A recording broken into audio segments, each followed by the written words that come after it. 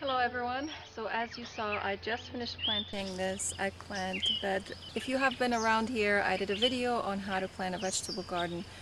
Well, it turns out that I planted way more than I needed because I get a little bit overexcited when I plant, and and I ended up keeping all the seedlings because that was my intention, to keep all the seedlings.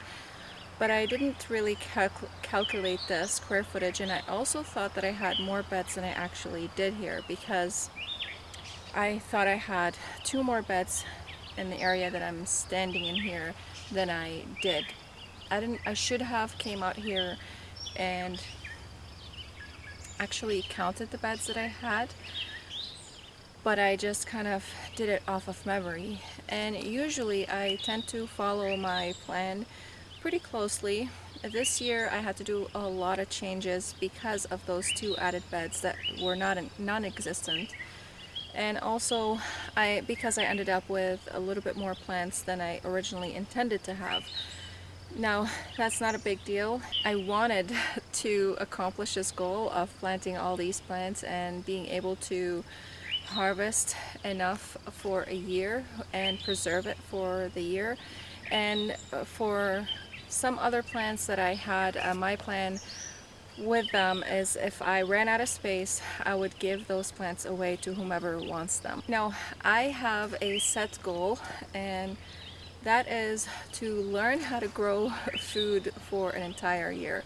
I just want to feel like I'm able to accomplish that. I have a feeling that I'm so far away from accomplishing that goal, and honestly I don't think I'll ever accomplish that goal, because there's no way, it is not possible for just one person to grow all that food for a family of 5. But I'm still going to try. That's not going to stop me, because I'm determined to learn this, to be able to grow this food, because I'm on a mission of cleaning up our pantry, of cleaning up the food that we buy. I don't want to buy the canned food from the store. I want to be able to consume and to feed my family healthy organic food.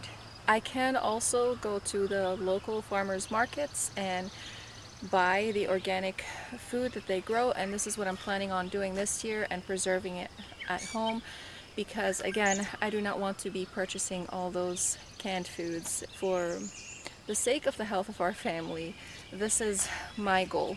Now, of course, that has, comes with the natural self-sufficiency kind of goals in it, but that is not my main goal. My main goal is to clean up our diet so that we can have a healthy diet that is not dependent on the food system that we have, because honestly I think it is broken, and you probably heard that from so many people.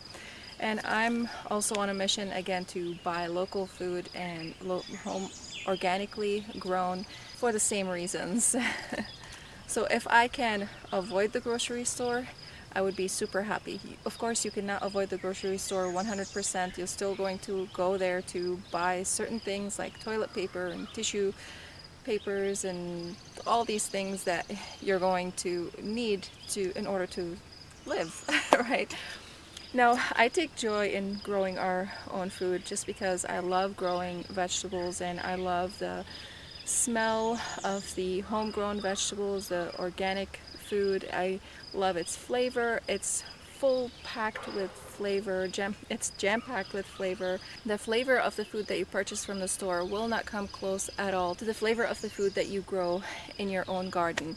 And I encourage everyone to grow, even if you just grow food in a pot, at least you are growing something. For several years, the only food that I was able to grow was in pots, and that's what I did. I grew potatoes, I grew tomatoes and peppers and all sorts of things in pots, because that is the only thing that I was able to do. We didn't have any land. Oh, this beautiful bird is so beautiful. I don't know what it is. It's roaming around in here in the garden. I hope I can take a...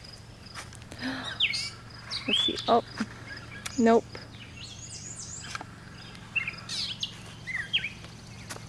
It flew away. I wasn't able to capture it. It was so beautiful. It had a really dark blue back and dark grayish wings. It was gorgeous. Anyways, oh, here it is. I'm trying to not keep getting distracted with this beautiful bird, but it's gorgeous. Anyways, so I encourage you, even if you are living in the city, if you are living in an apartment, you can still grow things. If you do not have enough sunlight, you can get grow lights. They have grow lights that you can install in lamps that you can shift the arm of the lamp, and there are lamps that have several arms to them if you want to have tall plants. And you can also grow plants on a shelf if they are low growing plants. You can grow microgreens, which is a really popular thing, and you can grow a lot of things indoors. You don't necessarily need land to grow food, and you can grow so much food in just one raised bed.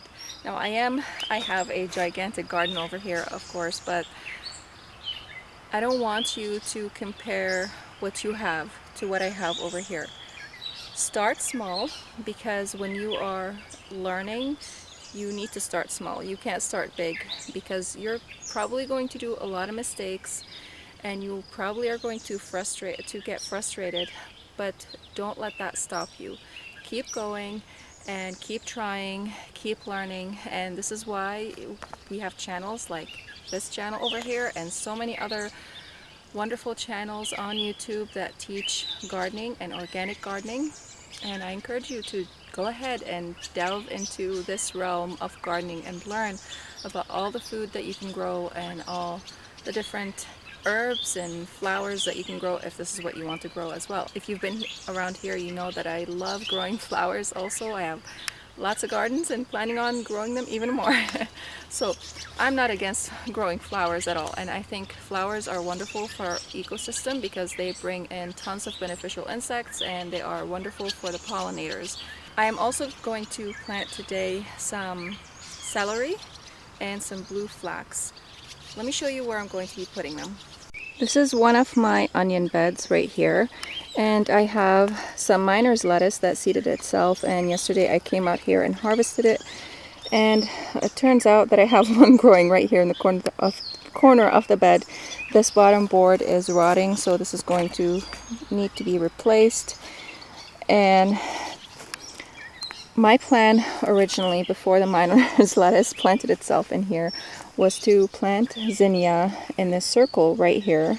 I don't know if you guys can see it, but you can kind of see the perimeter where I created this circle in here. So I was planning on planting zinnias in here, and the plan was to have onions all around it. I ran out of onions because a lot of my yellow onions were second year seeds, and with onions the seeds do not have a very long shelf life. They only have about 2 years shelf life, and that was their second year.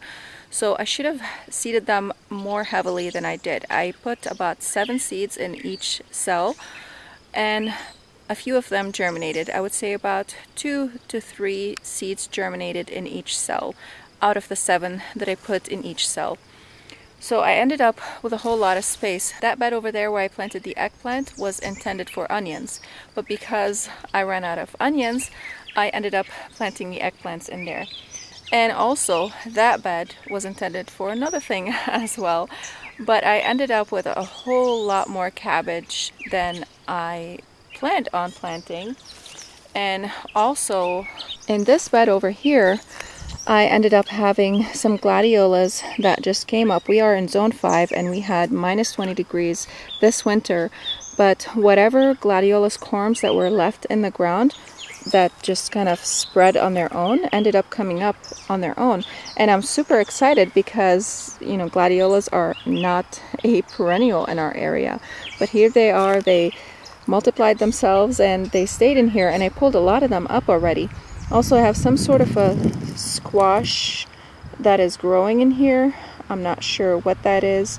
It could be butternut squash because I do put my butternut squash in the soil and I bury them whenever I'm done with using them with the remains, the seeds and everything.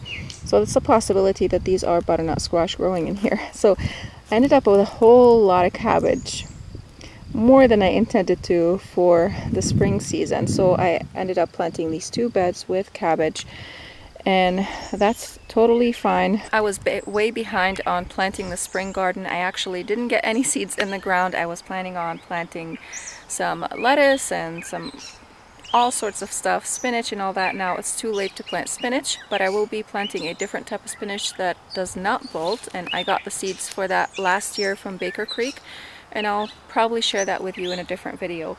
I am going to be planting parsley and kale and all that because kale and Swiss chard and parsley live throughout the summer and they don't mind it at all. And actually parsley, if you plant it too early in the spring, it's not going to sprout. It will sprout once the temperatures warm up, and if there is hard frost, that hard frost will kill your parsley.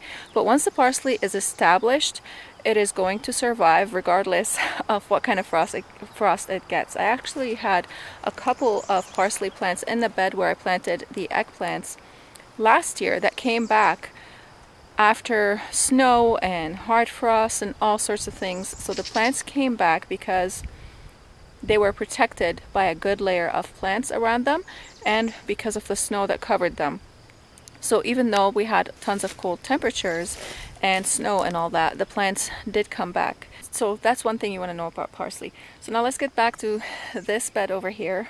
I'm not going to take my hat off because now my hair is all messy from the hat, so you'll just, even though the sun is gone now, this hat is staying. So back to this bed over here, the plan has changed on planting the zinnias in here.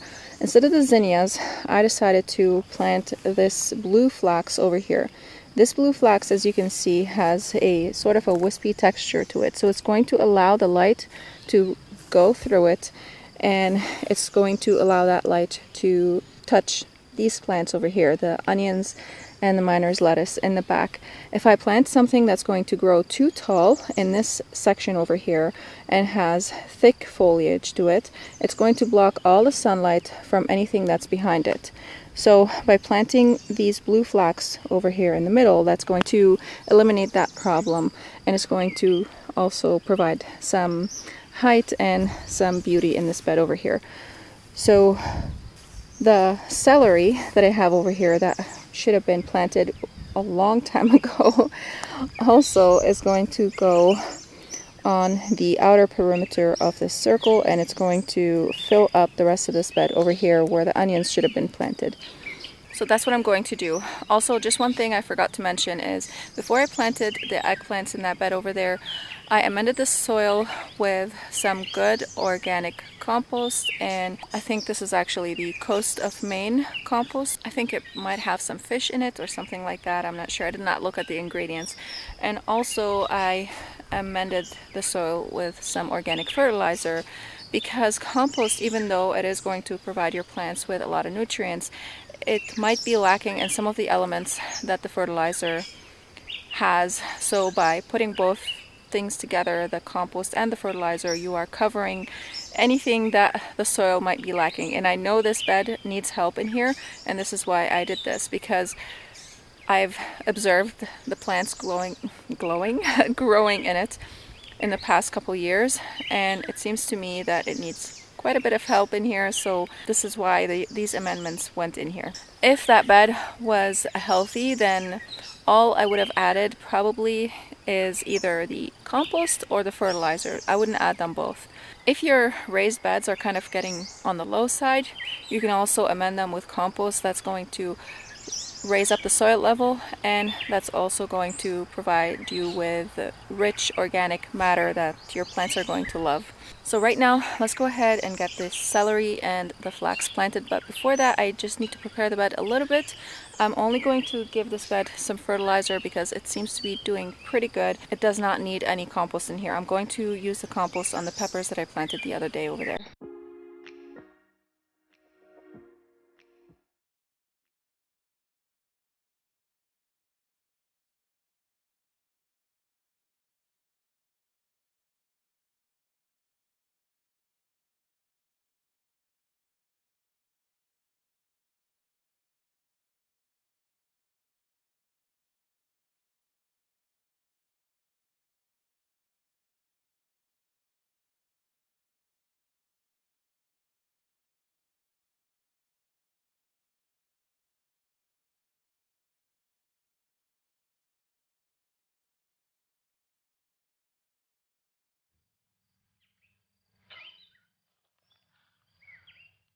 This is insane. Oops.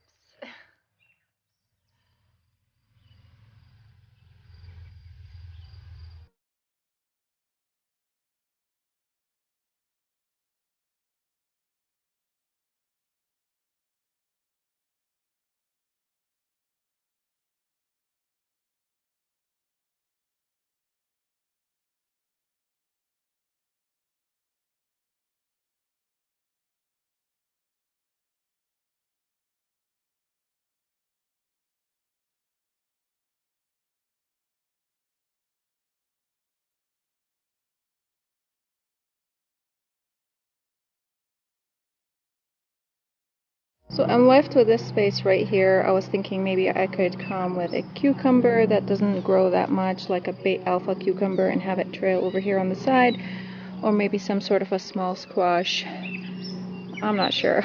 We'll see what happens here.